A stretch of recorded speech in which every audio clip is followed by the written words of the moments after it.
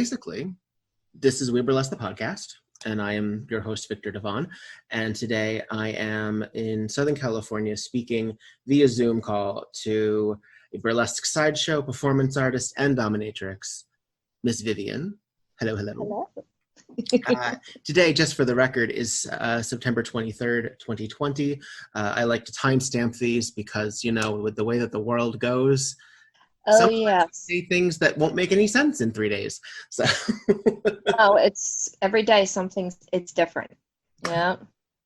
so audience at home, I just had a conversation with Miss Vivian.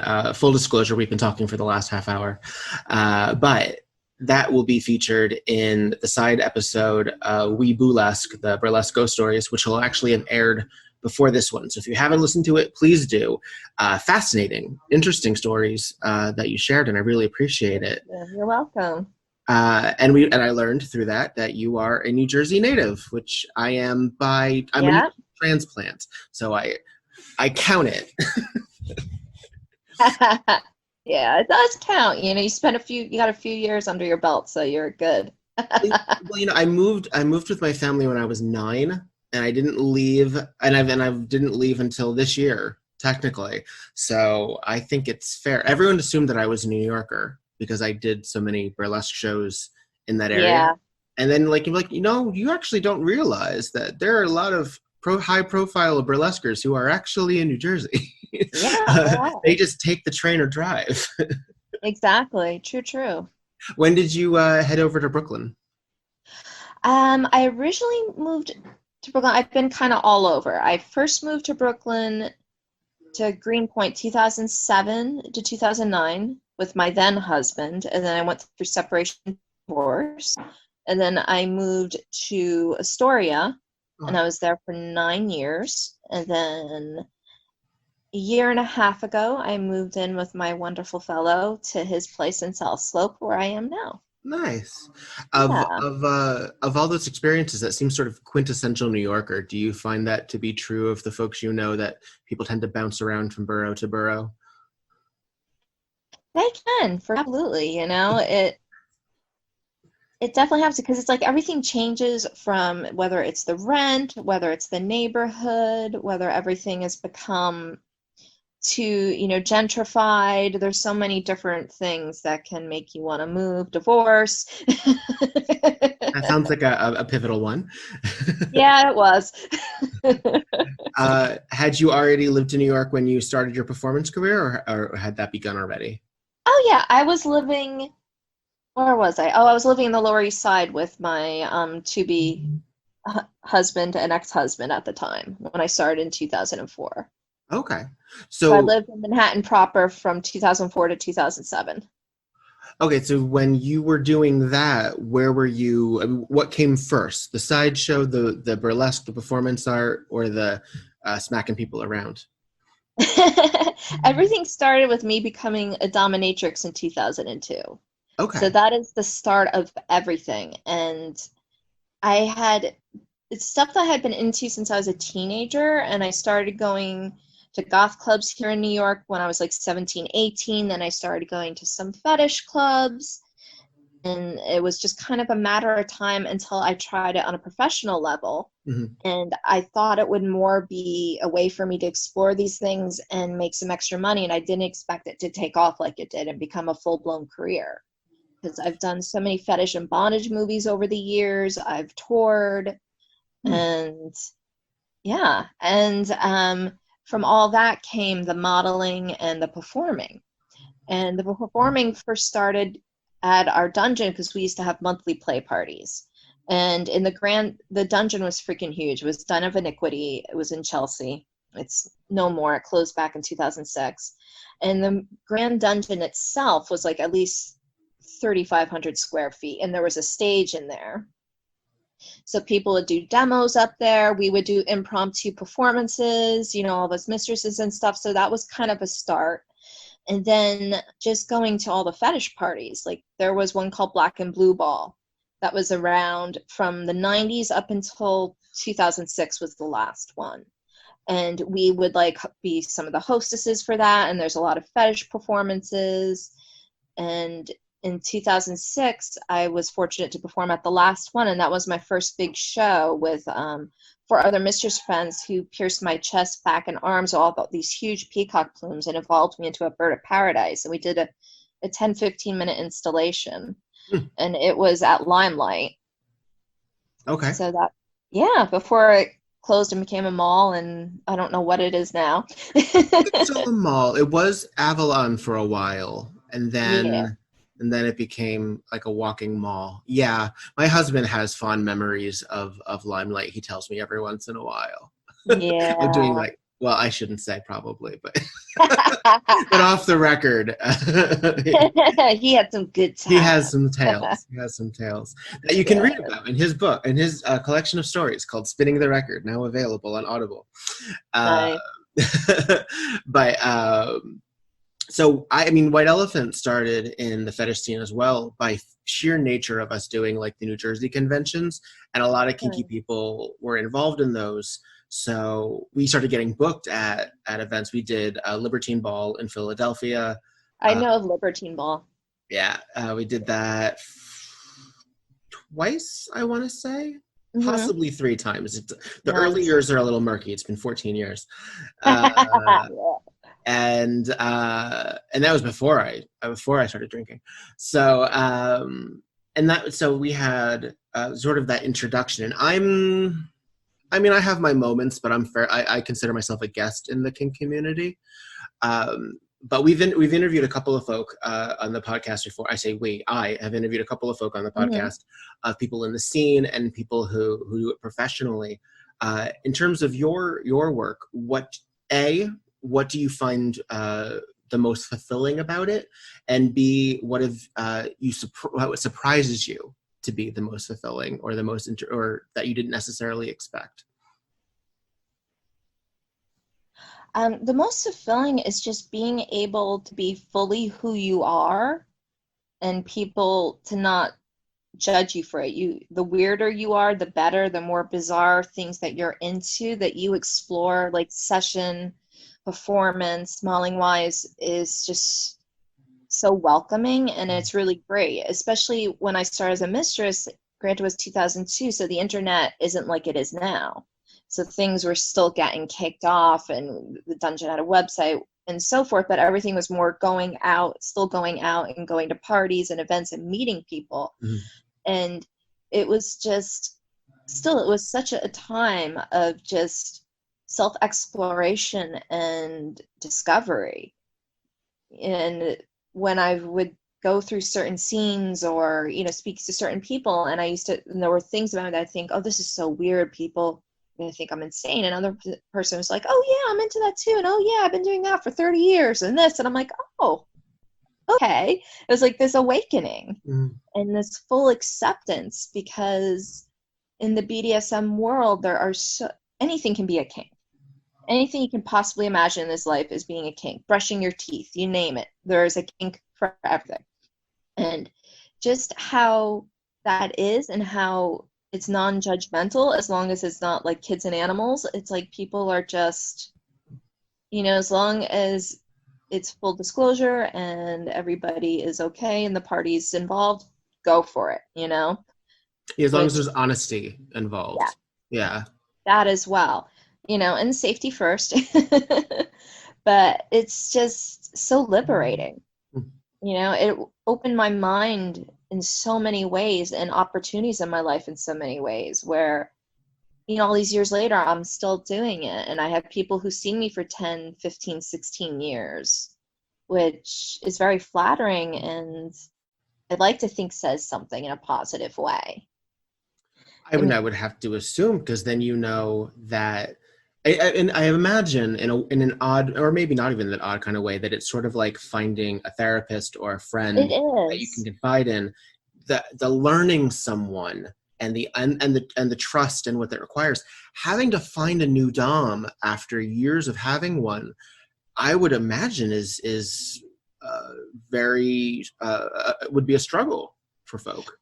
No, like it is, because there's a lot of people from like the older school days from the 70s and 80s, and when they saw a mistress for so long and that mistress retired or she moved, it's got to be a bit dramatizing, because back then, even more so, you were really in the closet with everything, on every level. So once you have that person you can really be open with, that must be very heartbreaking. And to find someone now, I feel like now in this internet age is even more difficult, because everybody wants to call themselves a mistress. There's all these financial doms all over on Twitter and where have you, who are pretty much just young girls trying to get money out of guys. That's the bottom line. They don't care. They don't know anything. They probably don't even know what BDSM means, and don't want to know.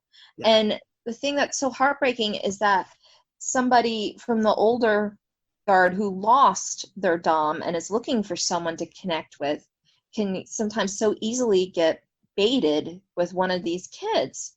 And they're looking for that emotional, psychological connection, and not just to give someone money.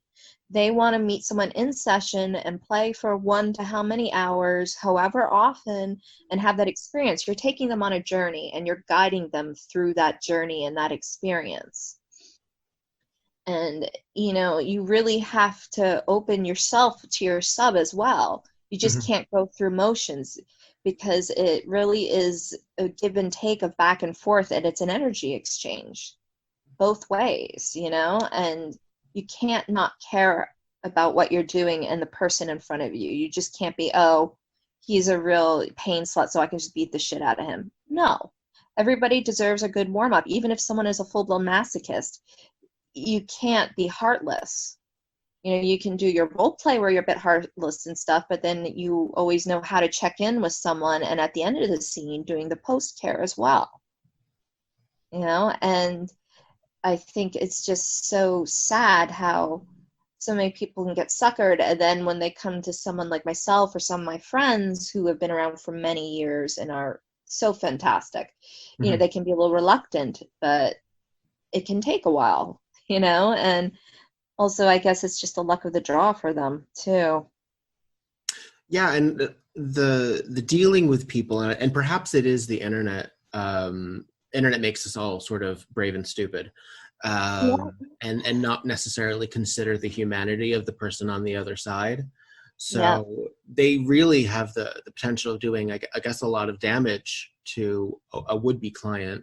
And also, they're really sort of doing a disservice to themselves, because if they're not taking that into account, they could really put themselves in potential repercussive danger as well. No, they can. And it scares me because, I have an acquaintance who started doming, I think, not too long ago from the performance world. And I don't know how much training or pro experience she has, but she had asked if I knew of hotels that rented by the hour for sessions. And I was like, look, I don't recommend that at all. It is not safe. It's just not a good idea, for places like that, because they're usually very seedy. And your safety is going to be very much in question. I'm like, it's always best to rent from a reputable dungeon, because there are people around. It's just so much a better protocol way to go, because, in a lot of the hotel rooms and stuff, a lot of escorts and prostitutes do usually rent. And I've heard some stories of a lot of them being mugged, beaten up, assaulted. Oh, so many things can happen to any sex worker, whether you're a dom, escort, it doesn't matter.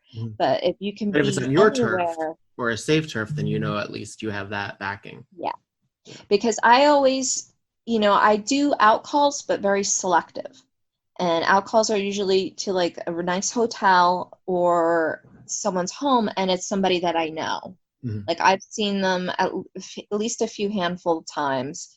And also I know other mistresses who have seen them in the past. And also, because when I start seeing somebody, if they're not from like my old school days now, I need to get a deposit, which is via PayPal or Venmo. And when I get that, I get their legal name. Right. So I can look them up. And granted, they get me as well, but I really don't care if I've been around for so long. And if someone really wants to find out who you are, all they have to do is do a little research for 10 or 15 minutes online, and they can kind of find you. Exactly. So yeah, I mean, these potential Twitter posers aren't even necessarily taking that into account, that they exactly. accessible. Mm. That too. And for me, I feel like, if my client knows who I really am too, maybe they feel a little more comfortable because I'm not hiding anything, Right, you're a you professional. know? I mean, it's a customer service job with Yeah. an element of high personal exchange. Yeah. What is Because I yeah. do some very extreme scenes and, I you literally can have someone's life in your hands at times, especially if you're doing like asphyxiation play. You literally, and Mhm. I've heard horror stories in the past because there used to be a lot of dungeons here in New York. And Midtown, there's like an area that was known as Dungeon Row because there was like another house and another and another. Hmm. And there was one place known as Nutcracker Suite. I can't remember when Nutcracker closed. And they also had an overnight that was known as Nutcracker After Hours, which Okay. ran from like midnight to 7 a.m. And usually clients you get that late are usually a lot of cokeheads. Because they have to be awake. Yeah, because my dungeon used to be open 24 hours on the weekends. And when I started as a mistress, you had to do the overnight shift. It was part of like your being broken in. And believe me, most of the clients you got were like that. And you're just babysitting somebody as they're doing drugs. And it was like, oh God, you know? Ugh. Just visions of like Kathleen Turner in Crimes of Passion. Yeah. Ugh. But anyhow, most dungeons didn't really train mistresses. My old dungeon, Den of Iniquity, which was run by Tara Indiana, was one of the few places that heavily trained their mistresses. We had monthly training classes that you had to attend. If you didn't, you were fined and you would even be suspended and not allowed to be on any shifts. And it was very much, authoritarian and there was very much a hierarchy. You worked your way up and you proved yourself through your time and your experience and your training. Like you had to take it seriously or you weren't taken seriously. And also, Tara would make an example out of you. She'd verbally, physically humiliate you, or even literally beat the shit out of you. Because that's just how she is. And she's also, one of the best mistresses in the world. She's been retired, but she does do trainings and travels and does intensive trainings, and that's her thing these days. But anyhow, at Nutcracker, the overnight was a lot of young girls. Like the guy who ran it was notorious for hanging out in St. Mark's Place and picking up all these little punky chicks and runaway chicks and be like, hey, you want a job, that kind of thing. So needless to say, they had no training. They're probably up late and partying and whatnot. And one time there was a guy who came in who was into heavy asphyxiation play. His fantasy was to have a rope around his neck, kind of like a noose, and also to have his wrists restrained. And so he's tied up and having this hard erotic asphyxiation going on, but then also be on his tippy toes and be blindfolded. And the whole thing was that he wanted you to leave the room and abandon him. That was part of the fantasy. Anyone with common sense or half a brain would never leave the room. You would pretend to leave the room so they hear the door open and close and then watch them. This one of these young girls left the room, didn't go back in until, I don't know, 15 or 20 minutes later. He was, asphyxiated and was turning colors. And long story short, he ended up in the hospital and I think with permanent brain damage. I mean, just So, lucky it wasn't like a Law and Order episode. I mean, yeah, it gets so dicey. yeah, yeah. And you don't want, The responsibility is so high. and some people don't care. And then there's another one from one dungeon with this one guy who's definitely, I've met, and he's definitely a little mentally off, but he's not dangerous. He's a little off, he's kinky, but you can, manage the person.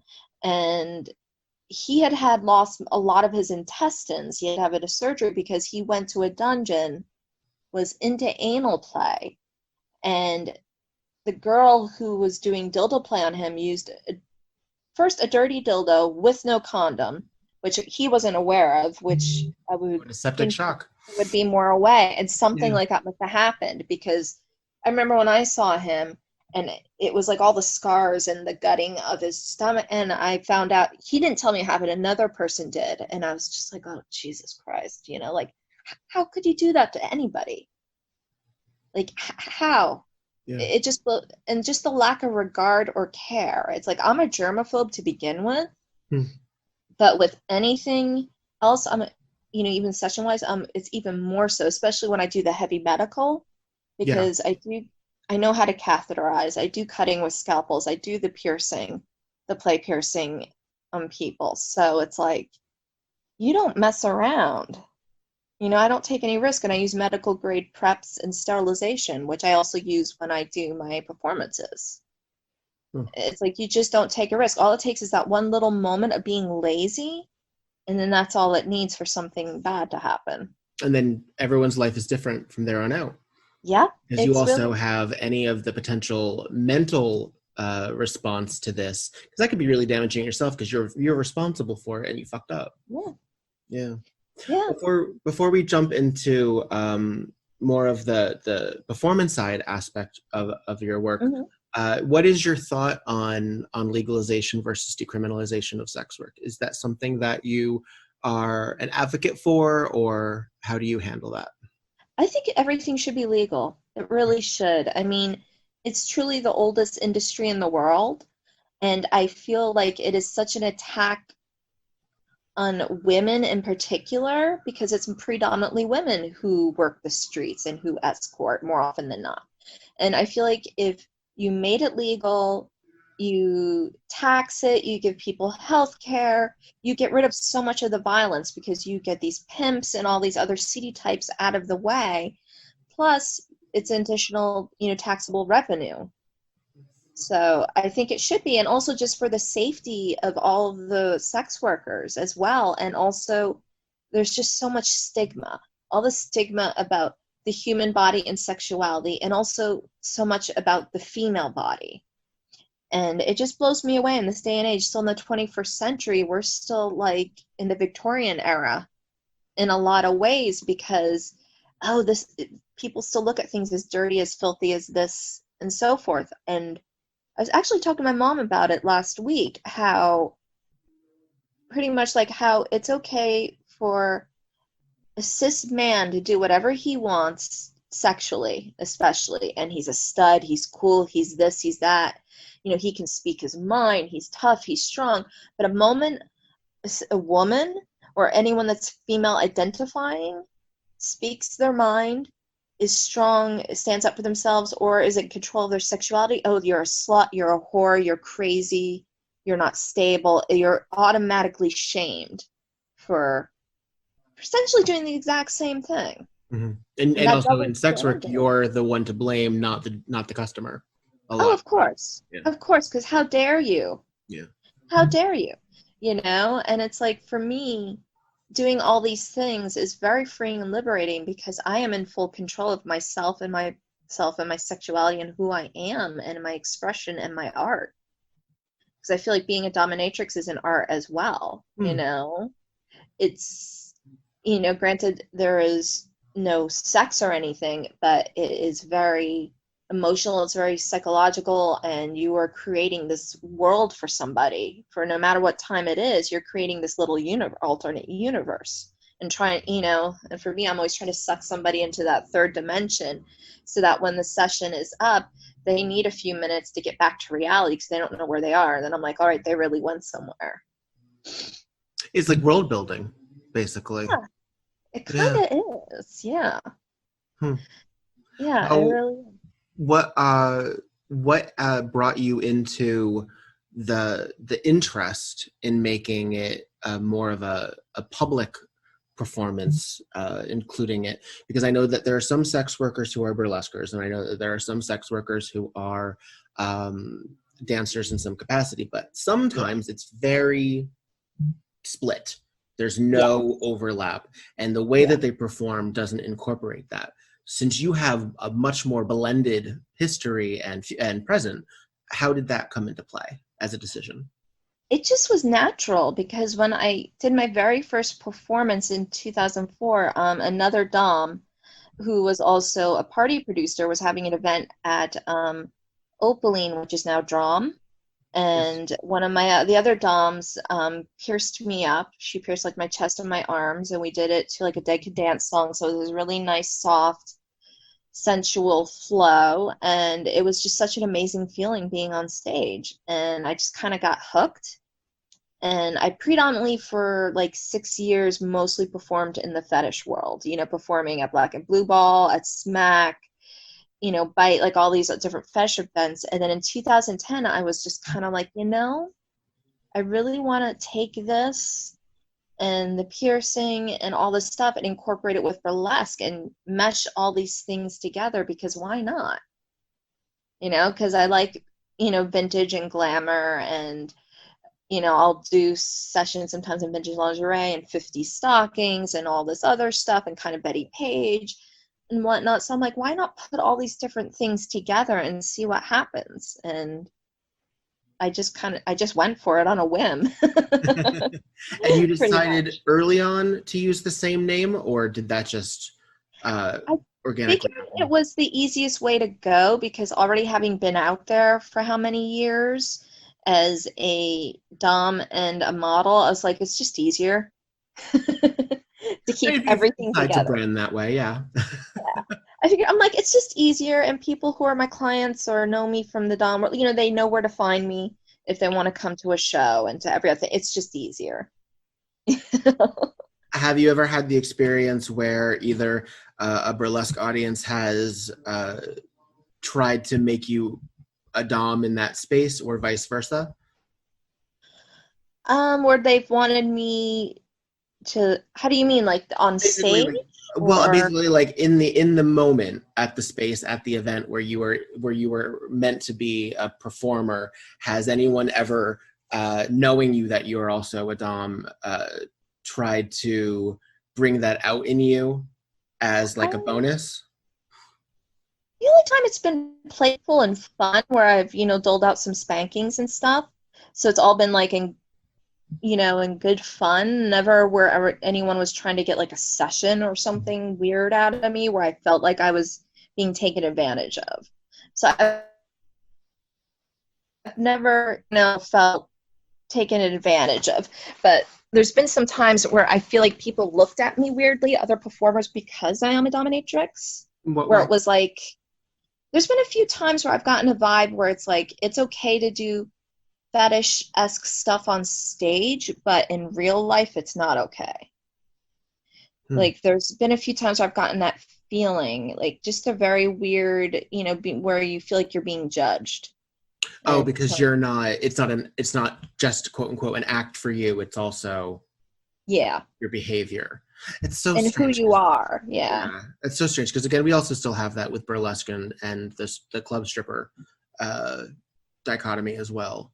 So yeah, we, if you can be self-identifying anything, you can self-loathe somehow. Will yeah. I mean, I'm just like, I am who I am, and when I'm on, in whichever capacity, session, performance, on stage, modeling, whatever, I try to be as true to who I am, because that's just me. I don't, it's one thing to create a fantasy, but for me to try to do like a classic burlesque act, to me that would just be so fake and such BS, and wouldn't be right, because it's not who I am. It's not my nature. So I feel like it's important to be true to myself in all ways. So Now, is that true also in your sex work, or is there a difference when somebody is asking for something specific? Because if somebody says, "Can you give me like a Baby Jane experience?"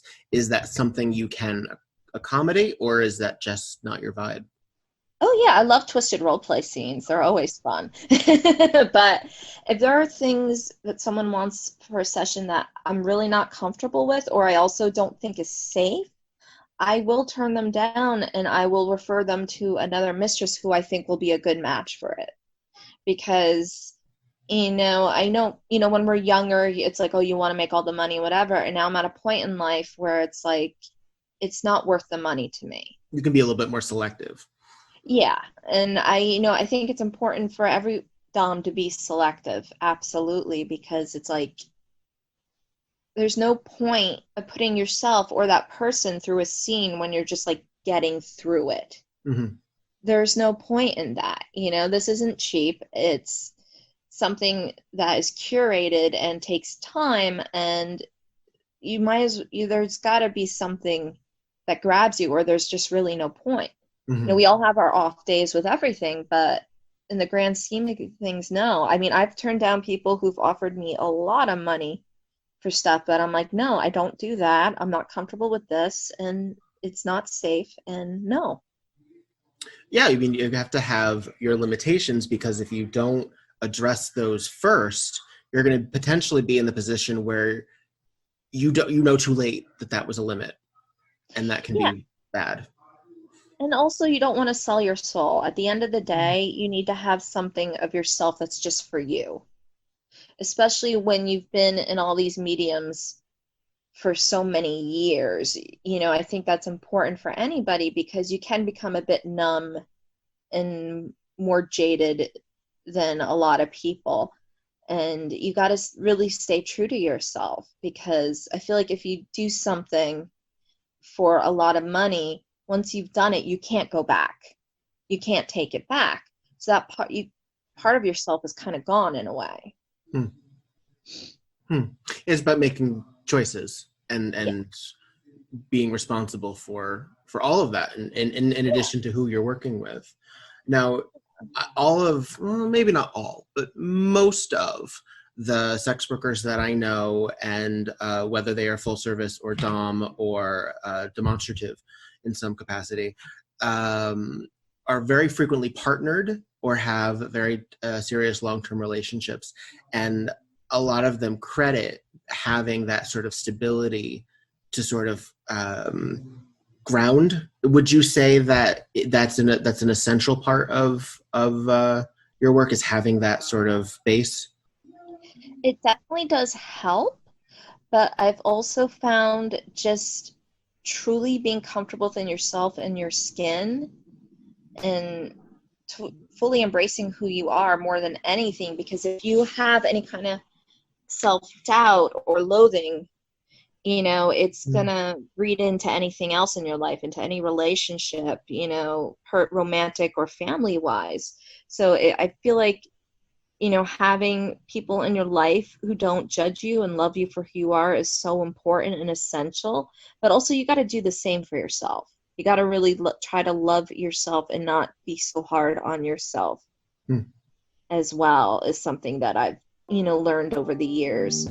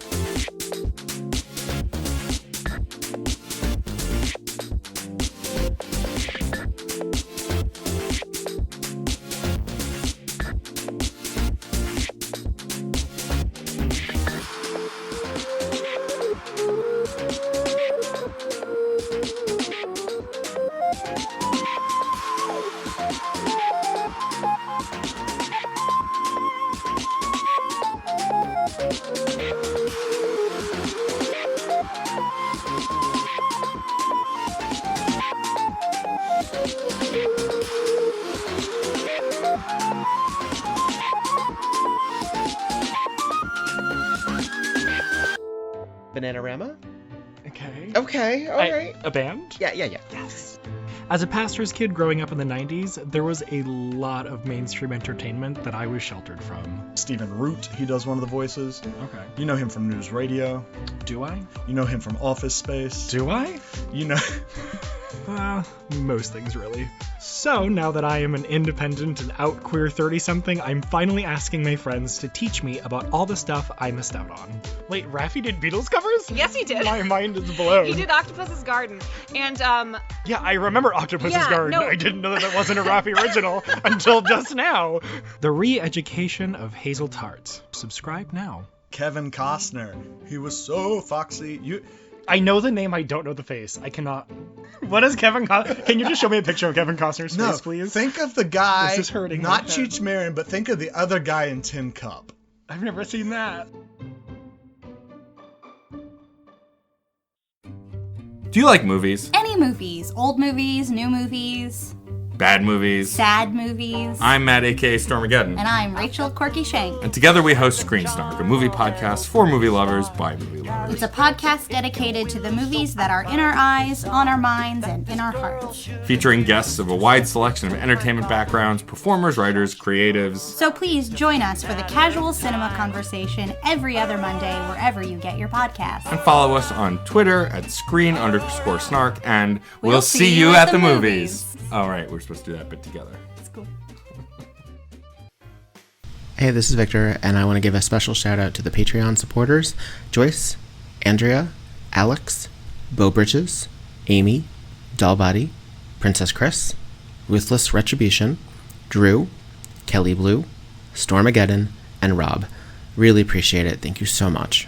If you would like to be one of those fabulous people that are supporting the pod and all my adventures, please go to patreon.com/weburlesque. Thank you.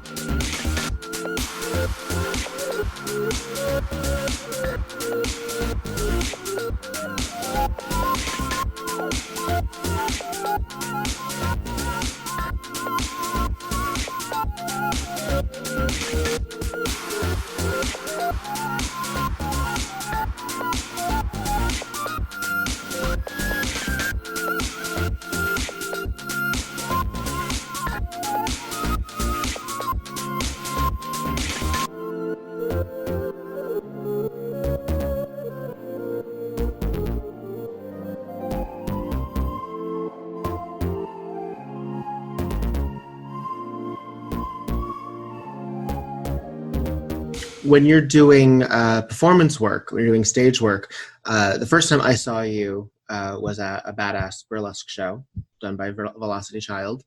And there was, I want to say, needles that you were incorporating. Is that a standard medium for you?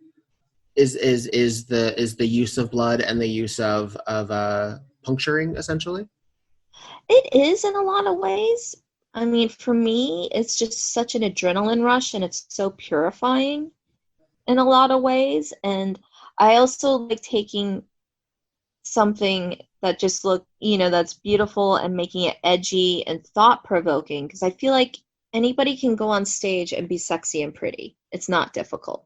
But to go beyond that and evoke emotion and passion and to bare yourself and make yourself vulnerable is something else. And I also do like freaking people out. It's fun. I'll be flat out honest. There's no denying that.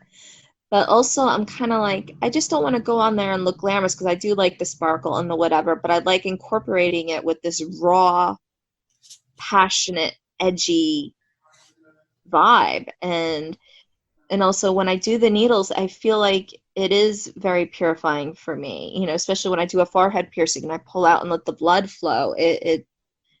I guess it's kind of similar to what people feel when they do hook suspension or something. It is a bit otherworldly for me, and I feel just a little transcended at the end. Like I have this natural high that is just amazing. And I hope, that resonates with the audience, that they get a feel of that. How do you manage to take that exhilaration and still manage to be cognizant of the sterilization and the biohazard aspect of cleanup post-act? Like the curtain closes and you're feeling this rush. How do you know to come back? I think it's just instinctive for me. My mother and sister are both nurses. Okay. So being around that and with my mom and growing up with all the medical supplies around and always, being super clean and neat. And also I'm a major germaphobe, ironically enough. So it's kind of like I know how to switch things on and off pretty quick mentally. So I can, as soon as that stage closes, I'll still have that rush, but I'll be like, okay, I know I'm covered. I'm this and that. People need to stay away from me. I need to get back to my little station and do my thing. There's And like also, that rush is that push that helps fulfill that. it does. And also I prepare beforehand because I always have like a tarp that the kitten puts down and tapes down. I always try to give them gloves, and I also have Lysol wipes if they need and stuff just in case, because I'm like, you never know how much you're going to bleed or not bleed. Mhm. And I always let them know, like, that tarp, just roll it, throw it in the garbage. I have extra gloves in the back and sterilization stuff if you need, and there's wipes in case there's blood anywhere, because it would take me a few minutes to be able to clean that up myself when I'm still bleeding. Mhm. Plus I'd be bleeding more onto things. So I always let them know before the show, like way in advance, and make sure they're okay with everything and comfortable and that they feel safe.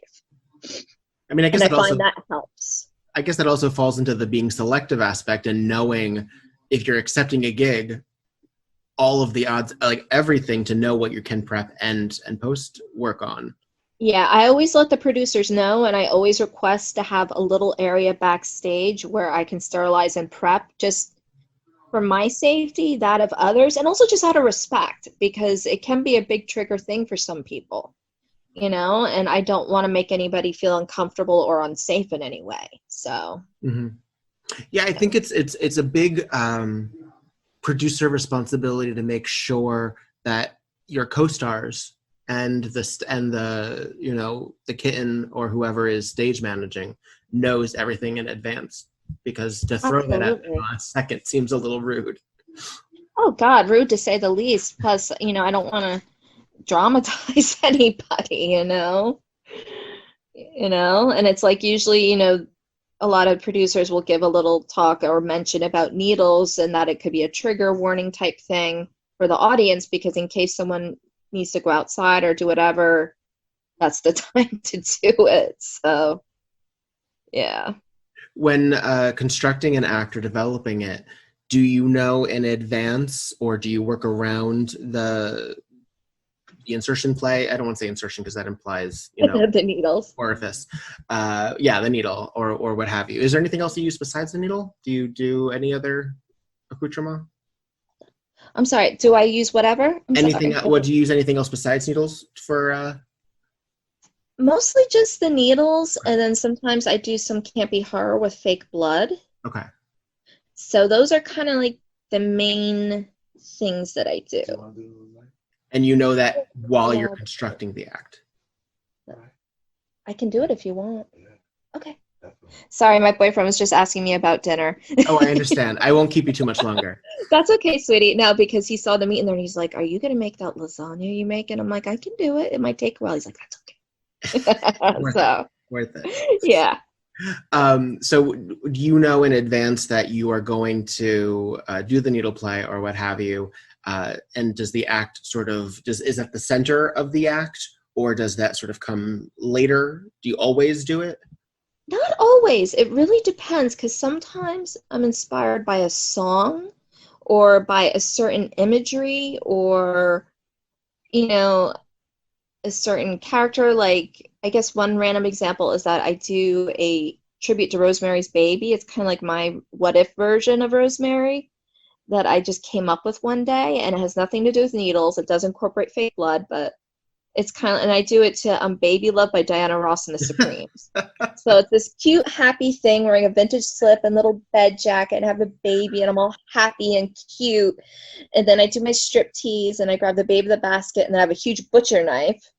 And then I put the baby down on a tarp, and I have a blood pack on it, and I stab the baby, lift it up, and shake all the blood on me, all happy and giddy. So it's like, that is an alternate ending. yeah, it's just like, what if, you know, and also that's one of my favorite horror films, and I've loved how eerie and creepy it is. And then one day it just kind of dawned on me, what if if there's something like campy and kind of silly, and it just kind of came together in my brain. And then there's times with the needles where I'm like, ooh, it'd be so cool to do this type of piercing. What could that be made into? And I never try to force anything. Sure. You know, I need it to happen more naturally and instinctively, just because I feel like it's just better that way. Are there any parts of your body that are off limits to your needle play? Um, I mean, not obviously we're not going really. jugular, but is there anything? Not really. It's a lot of it comes to the aesthetic of what you can do on stage and what the audience can see. Mm-hmm. You I have know, a and friend who also, does staples, but they can't do their arms. It just wigs them out. I don't have anything that wigs me out. I have a very strong pain tolerance and threshold. But for me, it's like it's what they can see, and also because there's some where I put the peacock plumes in them and it's like an adornment, or if I'm going to have something like baby's breath flowers in the hubs. So it depends. That kind of comes to a technical thing of how weighted the needles are and what part of my body can hold the weight. And that's Mm, first into me, because some people don't think of like how much weight that makes, and that it can come out of your skin or pop out or sure. something. They got to make sure when you're going to pierce with something like that it's in a secure part and it's deep enough in the skin as well, so it stays steady throughout your act, so you don't have little strewn needles that fell out of you on stage, because that would just be a nightmare. I would think so. What's Yeah. your clotting time like? How quickly are you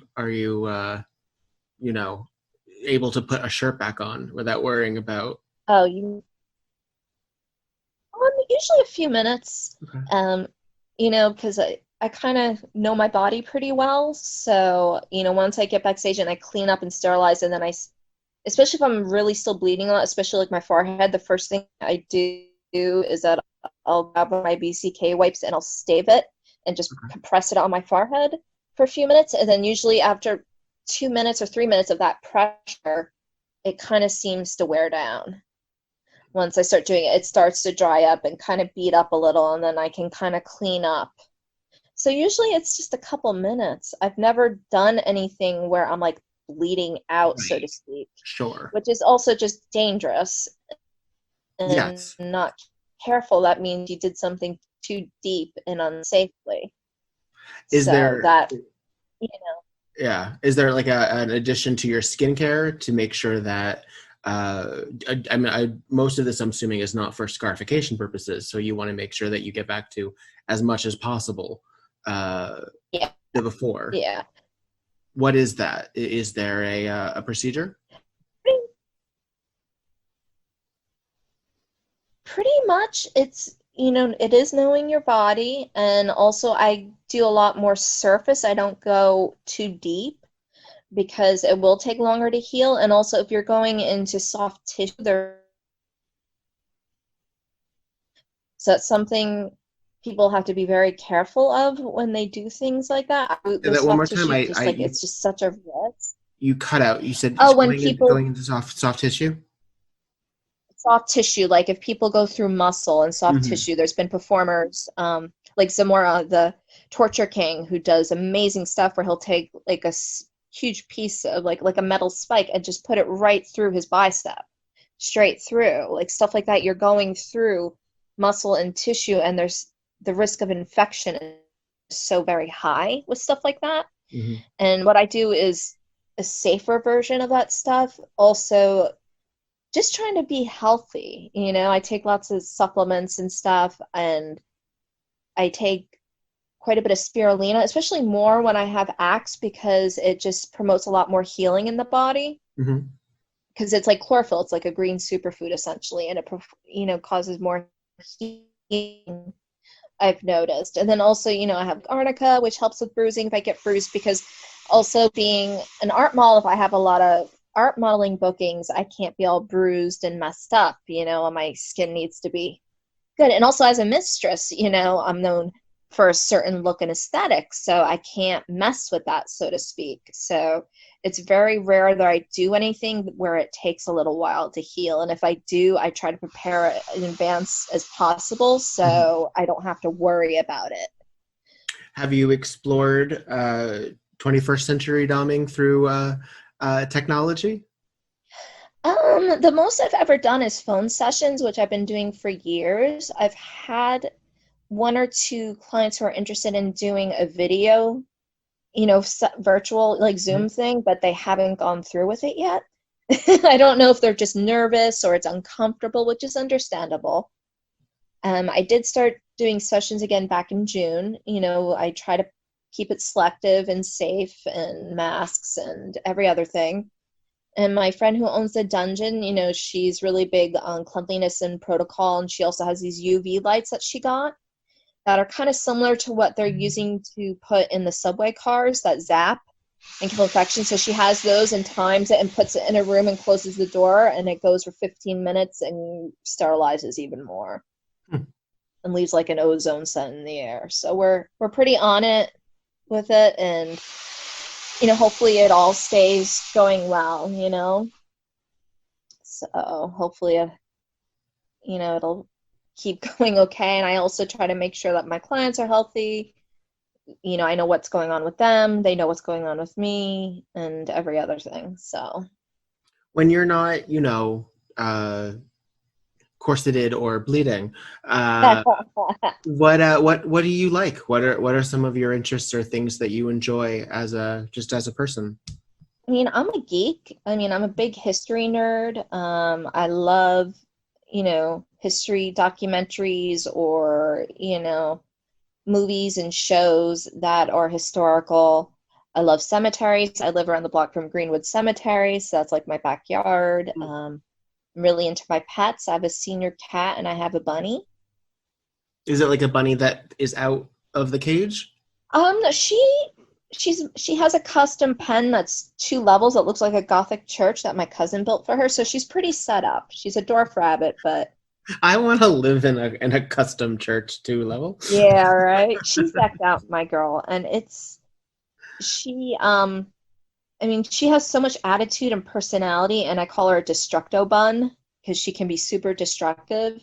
And bunnies by nature will start chewing on stuff, so all it takes is for her to go on a cord or something else and be electrocuted. So when she's out, you got to really watch her, when she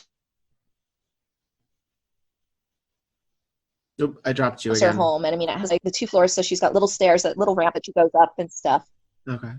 So she's pretty well set up.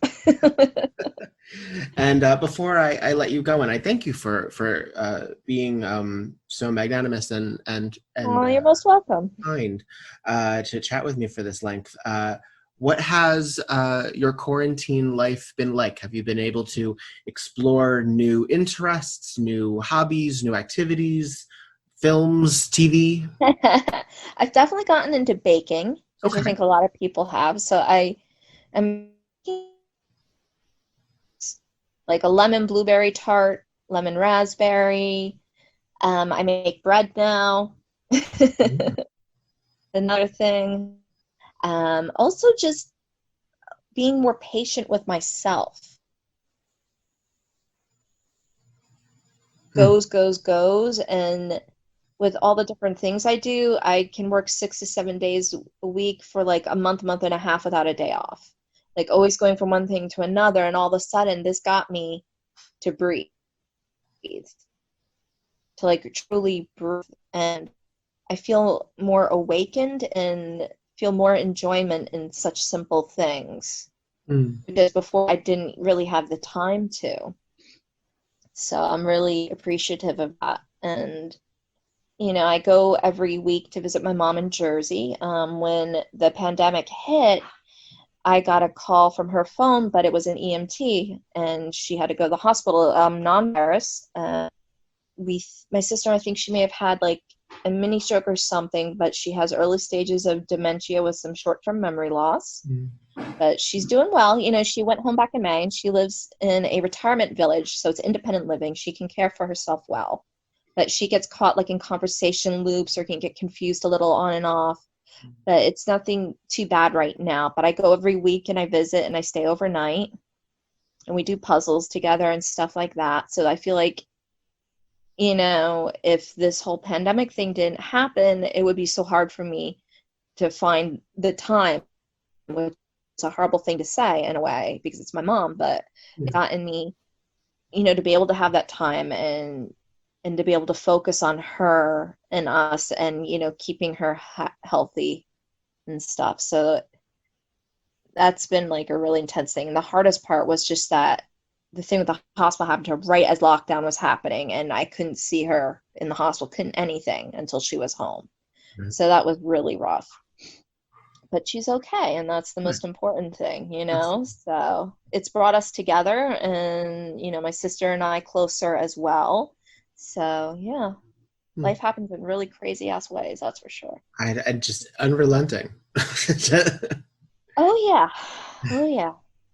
Well, be safe, and I hope everything continues to be on the good side of things with your family. And that everything, you know, I don't know when things will open up. I don't know how the world will go. I have a feeling November will be an interesting month. No matter what happens. No matter what happens. But it has been an absolute delight getting to know you and speaking to you remotely. And I hope one day that we will be able to share a physical space and do what we love. So thank you so much, Ms. Vivian. I appreciate it. I will incorporate any plugs or notes or links that you have. Is there any place that people should go to keep knowing about what you're up to? I do have an OnlyFans, onlyfans.com/MissVivianNYC. And then my Instagram is the Miss Vivian NY, and my website, MissVivianNYC.com. So yeah, excellent. Those are ways people stay in touch. Excellent. Well, I will incorporate those in the footnotes of the podcast. And I thank you once again, and I hope you have a wonderful evening and an excellent lasagna waiting for you. Thank you. Good night, darling. Have a good night. Then my pleasure. Bye-bye. Bye.